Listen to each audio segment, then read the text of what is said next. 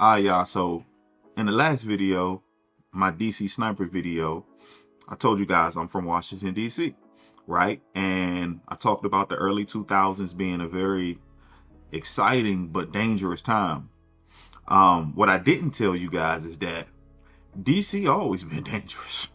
You know, if you don't know, if you live on the outside and you're looking in, you probably think that Washington, DC is just the White House and the government and it's all hunky-dory and nothing is going on in DC. But I am here to tell you that you are very, very, very, very, very far from reality if you think that. Now, Washington, D.C. always been a dangerous city ever since I can remember. And even before my time. Remember, I was born in the 90s, early 1990. So that tells you how old I am. And D.C. always had a reputation in my lifetime for being one of the most dangerous places in the United States of America. So to get to how DC gained that reputation, we got to go back some years. And I would say we can go back to the early 80s. And I'm going to just start there because this is when crime and violence in DC really started to peak and really started to be a problem. So we know in the early 80s, in America all over, there was an epidemic of crack cocaine in the streets. Drugs are menacing our society. They're threatening our values and undercutting our institutions. They're killing our children. All right, crack cocaine is a drug that is formed from cocaine powder, but you take the powder and you then cook it and you turn it into rock form, and that's where you get a crack rock from. So cocaine had flooded America early on, probably in the 60s or 70s. I mean, you'll have to do your research to figure that out. I mean, I don't really know, but I think I might be right on that. But we get to the crack epidemic emerging in the 80s. And when this crack epidemic became a thing, Washington, D.C. was hit very hard by this drug. And it was hit very hard by this epidemic. Washington, D.C. was widely dubbed as the murder capital of the United States in the late 1980s and the early 1990s. And the violence was really peaking in like 91. In that year alone, D.C. recorded like 482 homicides, which is crazy. In 1 year, 482 homicides. Now, mind you, like I said, this is when the drug game is booming. You had, star players in the joint like Rayful Edmond, Corn, Millionaire Corn. You had, just to name a few names who was getting busy and getting active in the city. It was a lot of drug play going on, but everybody probably knows of Rayful Edmond. He was probably one of the most historic drug dealers in DC, let alone U.S. history, period. I think at one time, Rayful Evans was at the peak of his career. He was making, I think, about $30 million a month, something crazy like that. You know what I mean? In court, prosecutors said Edmonds' enterprise brought in several hundred kilos of cocaine per month. It's believed that at its peak, his crack empire was allegedly taking in as much as $300 million per year. I could be off by a couple numbers, but it was roughly somewhere like that, right?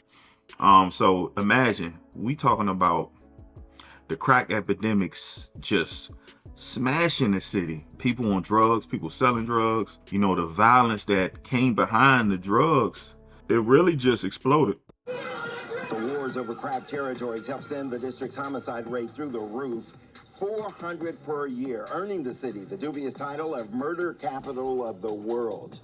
DC police, they were outgunned on several streets. You had people who were hitmen for Rayful Edmond. I mean, this is all documented. You had real live youngins blowing people's heads off for Rayful.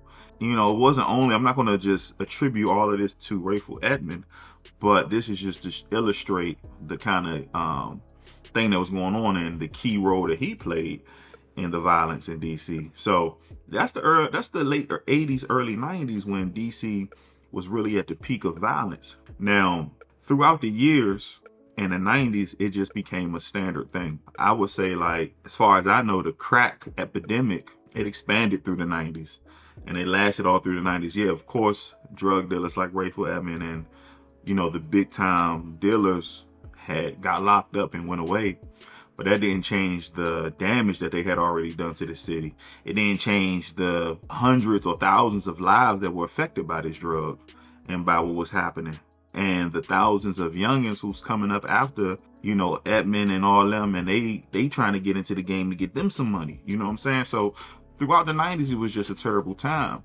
And what I would say capitalized on the violence or made the violence even worse was the influence, or no, I would say the prominence of go-go music is what really kicked stuff up a notch in my lifetime.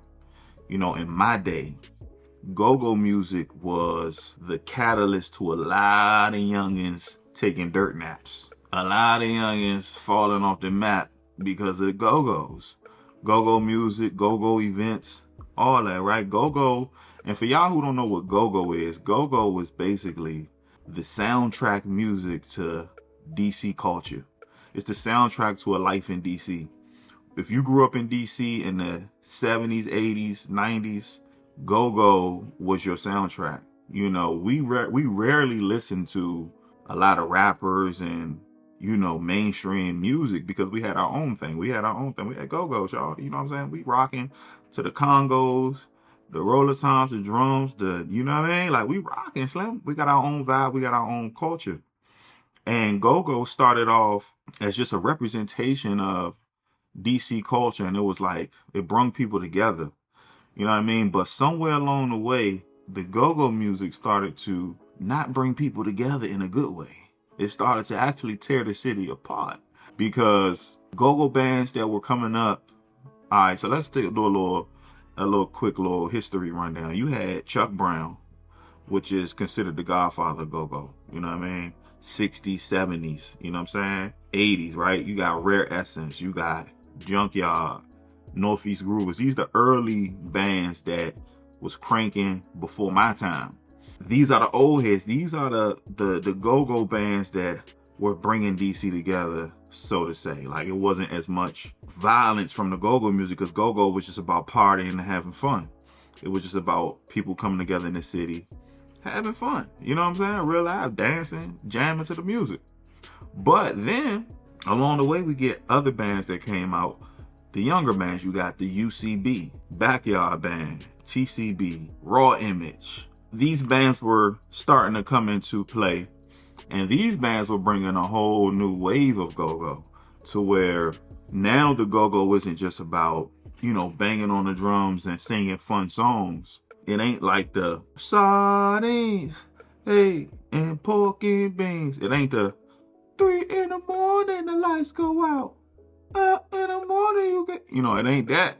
Now it's these niggas faking like, you know what I'm saying? Now it's, keep it gangsta.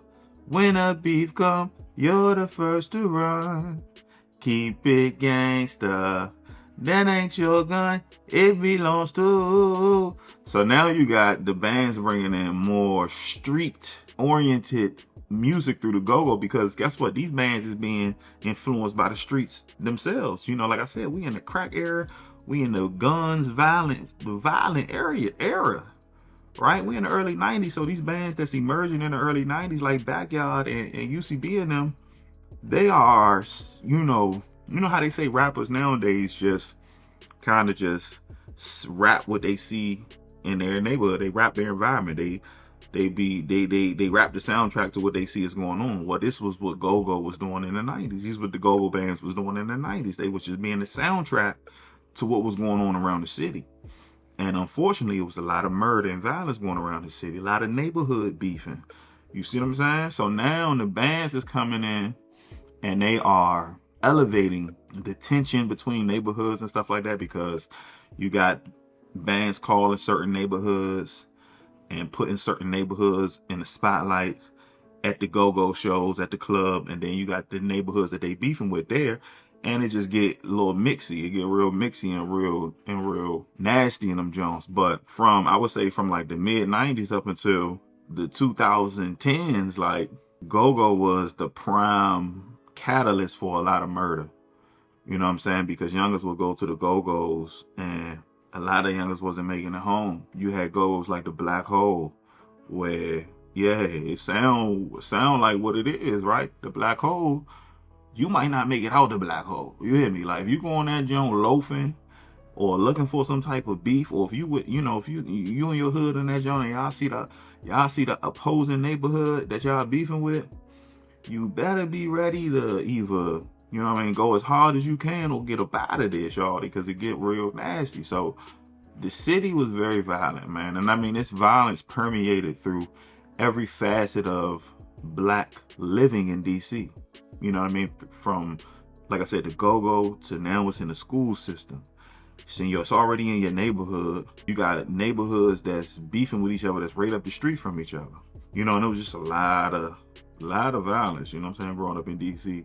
But if you grew up in DC and you made it through, you understood that there was 3 ways you can make it through and make it in the city and get up out of the city safe, unscathed. And you might not get unscathed, but you could make it out. But number 1, either you had to be a gangster, serious gangster, where nobody was really trying to play with you. You were setting examples on people. 2, stay out the way. Mind your business. Stay out the way. Don't get involved in no funny business. No neighborhood beef. No street drama. Stay out the way. Be the cool guy. You see what I'm saying? Stay out the way. Try to get you some money in a legal way. Or 3, move to Maryland. Move to Maryland or something. But yeah, it was a very critical time in DC during those years. And DC now is still violent, but you got these youngers that's coming up now who, they're violent for other reasons. I would say no reason at all. I mean, it's not the same no more. I mean, the go-go music has died down. Now the rap music has taken front seat. It's in the driver's seat now, and all these raps, everybody want to be a rapper. Everybody want beef. You know what I'm saying? So they just basically transferred the go-go beef to the rap beef. And now you got neighborhood rappers that's beefing with other neighborhood rappers, and it's creating a very violent environment, a very violent atmosphere. You know what I'm saying? Where the city is at war with each other. And I'm talking about in the urban community, you know what I'm saying? Because DC is doing a lot of gentrification, and it's been gentrified for a long time now. And it's a lot of transformation happening in the city. And a lot of the violence and the drugs and all of that stuff is starting to get, they're trying to take more control of it. And I would say the way they're taking control of it is by trying to get people up out of there, the ones who is causing the trouble. But it's still a violent place, you know what I'm saying? If you don't know where you at, you gotta know where your ass at. You know what I'm saying? You gotta know where your ass is at. Because if you don't know where that's at, you might be, a victim of some type of crime or violence. And it's sad to say, because our people really should just be better than that. Now, on the flip side, DC is a wonderful city. If you are not involved in any street drama or beef or neighborhood beef and all of that, DC is a very nice city. It's a very beautiful city. It's a very fun city. It's a cool place, right? And we had a lot of fun growing up. Don't get it wrong. It was violent, but we had a lot of fun. You know what I'm saying? So I don't want y'all to just think that DC is this bad, horrible place, but I'm just giving y'all the reality of the city. So make sure you subscribe. Make sure you like this video. We'll talk more about anything y'all want to talk about, but that was just a little spin of the violence and the progression of violence in DC. So, peace.